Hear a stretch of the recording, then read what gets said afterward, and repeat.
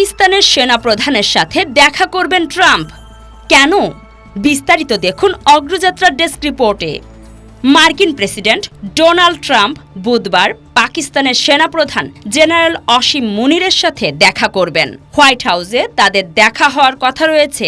মঙ্গলবার 17 জুন বিবিসির খবরে এ তথ্য জানানো হয়েছে। ওয়াশিংটন সময় দুপুরে হোয়াইট হাউসে তাদের দুজনের মধ্যাহ্নভোজ হওয়ার কথা। তাদের দেখা করার বিষয়টি গণমাধ্যমের সদস্যদের জন্য বন্ধ থাকবে। জেনারেল মুনির 14 জুন থেকে মার্কিন যুক্তরাষ্ট্র সফর করছেন এবং দুজনের মধ্যে বৈঠকের সময়সূচি নির্ধারিত ছিল। কিন্তু ইরান ও ইসরায়েলের মধ্যে ক্রমবর্ধমান উত্তেজনা এবং এই সংঘাত অঞ্চলের অন্যান্য অংশেও ছড়িয়ে পড়ার আশঙ্কার মধ্যে তাদের দেখা করার বিষয়টি সামনে এলো। ইরান ও পাকিস্তান সীমান্ত ভাগ করে নেয়। এদিকে ইরানি গণমাধ্যমের খবর অনুযায়ী মে মাসের শেষের দিকে মুনির ইরানি সশস্ত্র বাহিনীর প্রধান মোহাম্মদ হোসেন বাঘেরির সাথে দেখা করেছিলেন।